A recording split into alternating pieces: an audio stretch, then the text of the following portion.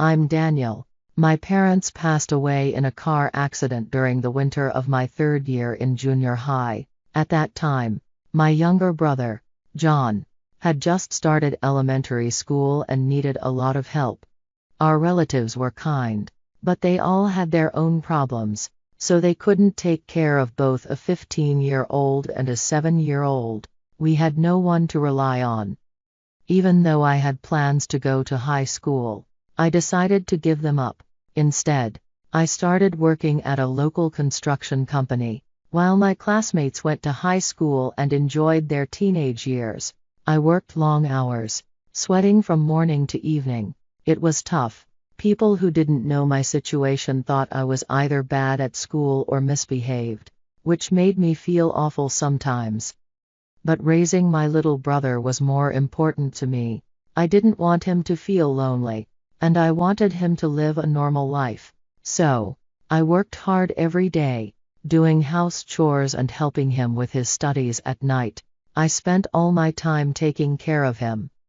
Thanks to that, John grew up to be a smart and hardworking young man. He did well in middle school, high school, and eventually went to university and got a job. He's intelligent and hardworking, and I'm so proud of him. When John went to college, a relative who helped him financially said, "It's because of you, Daniel, that John grew up so well." That made me prouder than ever. One day, my little brother brought home his girlfriend. She was the daughter of a wealthy family. She was polite and seemed smart. I wouldn't call it a mismatch in social status, but considering our situation, it felt like that. John was clearly in love, but I felt a bit intimidated by her elegance. We didn't have many women around the house, so I didn't know how to act. I was nervous, but she was kind and polite to me, treating me as her boyfriend's brother. I envied John for having such a wonderful girlfriend, and I wanted to make sure they were happy. I wanted to be close to my sister-in-law. Since then, John's girlfriend came over a few more times. Even though she seemed uncomfortable in our small house, she was usually cheerful. I thought she was getting used to us. When they decided to get married, I was even happier. However, about a week before the wedding, I got a phone call from John's girlfriend. She sounded upset, and her tone was different than usual. "Brother-in-law," she said, "about John's and my wedding next week, could you not attend?" I was shocked and asked, "What do you mean?" But she went on without listening. "Well, my family is pretty well off. I can understand John being there because he's smart and handsome, despite his background. But for someone like you," John's girlfriend said, "Daniel, you don't have the education or job background to be part of our family, and that's a problem. It's not just about me. I can't put my parents through the embarrassment." She was very clear, not holding back her words. John had told me he liked her direct attitude, but to me, it felt cruel. "I understand I can't change the fact that you're John's brother," she continued, "but at the very least, I'd like to pretend you don't exist. I'm asking you not to come to the wedding and to stay away from family events. Can you do that? For John's and my future?" Even though her words hurt, I couldn't argue. My whole life, I'd worked for John's happiness. I couldn't go against that, even if it meant missing his big day. "I understand what you're saying," I replied. "I know I don't have the education or career to fit in. If my not being there will help you and John, I won't attend the wedding. Is that okay?" "Yes, thank you so much," she said, sounding happier now. She said goodbye in the cheerful voice I knew so well and hung up. After the call, I felt completely drained. I slumped to the floor, exhausted. Even though I agreed not to attend the wedding, it didn't mean I wasn't upset. It hurt that someone who was going to be part of our family, John's wife, thought of me that way. What hurt the most was not being able to go to his wedding. I wanted to bring our parents' portraits and celebrate with the four of us, as a family. But I couldn't deny the truth. My education isn't great. And my job history isn't impressive. I chose to give up on school. So the one to blame is me. I felt like I was ruining John's big moment, casting a shadow over his important milestone. I felt deep self-loathing and spent the whole day feeling depressed. Later, John came home from work, and during dinner, he talked about the wedding, the reception, and their future life together. But because of what his fiancée had said, I couldn't bring myself to join in the conversation or be cheerful. "Daniel, what's wrong? Are you feeling sick?" John asked, worried. I didn't know how to respond. I'm not good at lying, and when I'm upset, I usually speak up. But I didn't want to say anything bad about the woman he was about to marry. Still, if John felt the same way as his fiancée, I would accept it. I could bear not going to the wedding if it's what he wanted. So, I gathered the courage to be honest with him, even though I was afraid it might make him dislike me. "Your fiancé told me not to come to the wedding because I'm not someone to be proud of," I said. "If you feel the same way, just tell me. The last thing I want is to be a burden to you. If you don't want me there, I'll stay away." John's face filled with anger. "You really think I'd say something like that?" he shouted. "I could never think such a cruel thing about the only family I have." After calming down, he thought for a moment and said, "Daniel, how about you not coming to the wedding? Just like she said, please wait for me at home. Is that okay?" I was shocked and asked, "What do you mean?" But then he explained his reasoning. "There's no point in attending a celebration where someone says such awful things to you, Daniel," he said. On the wedding day, even though I was told not to go, I was still worried. I'm the only family John has, and I couldn't help but be concerned if something went wrong or if there was any trouble during the event. I decided to secretly attend the wedding in my brother's suit, even though I had been told not to come. But when I arrived, everything seemed strangely quiet. I approached a staff member who looked worried and asked, "Sorry I'm late. How far along is the ceremony?" The staff replied, "We can't start the ceremony because none of the groom's family has arrived yet." "What?" I was shocked. They led me to John's dressing room, and I asked him, "John, why haven't our uncles and aunts arrived?" He calmly replied, "That's right. I told them not to come." "Why would you do that?"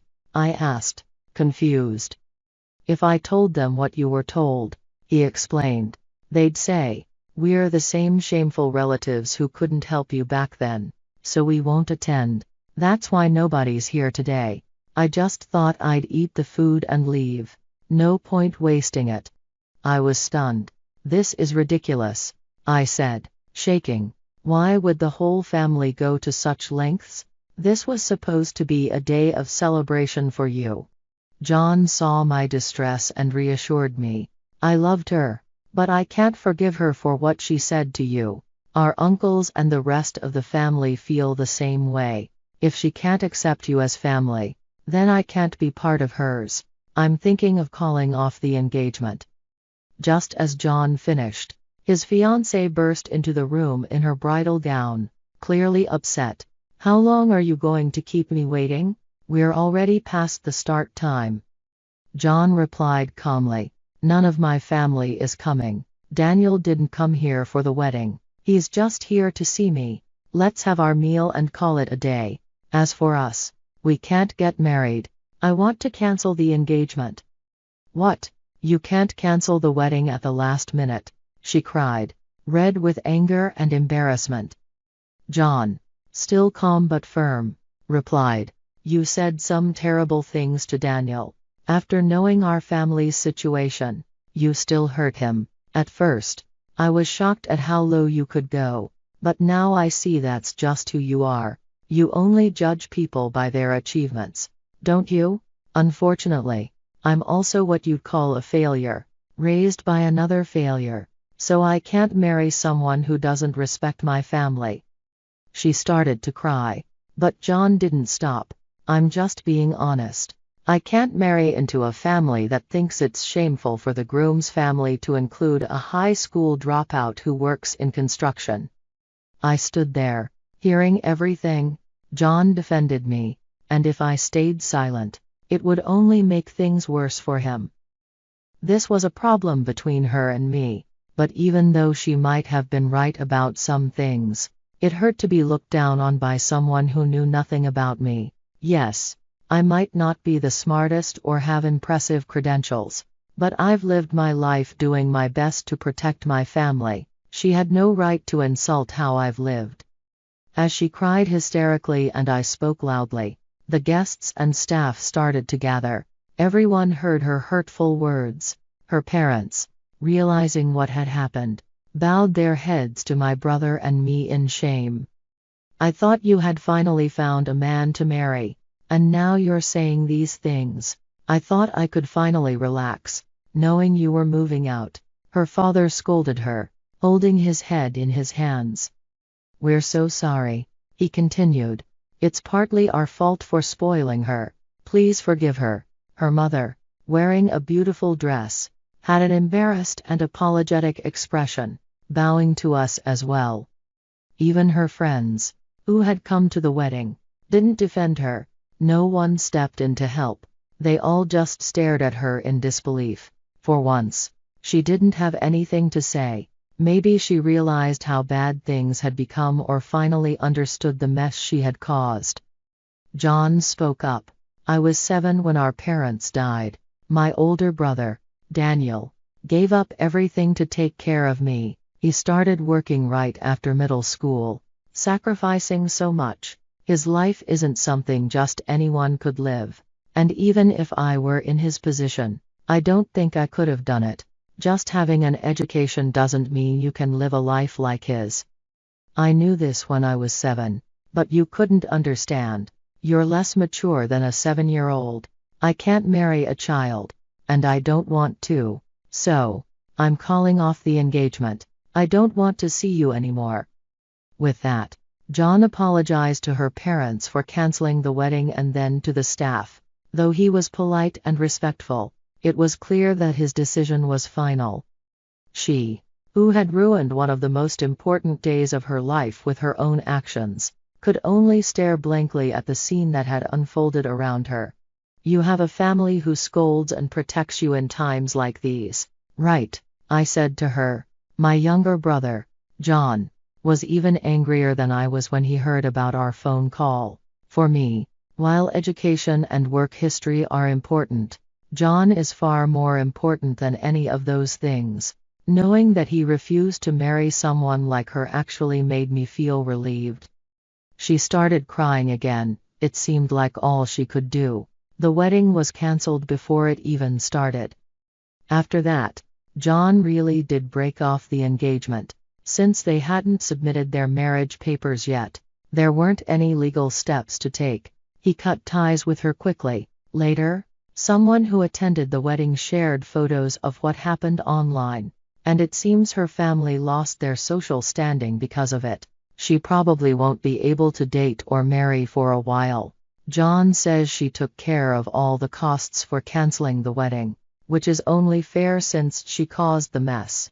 We didn't have to worry about it, and for that, I'm thankful.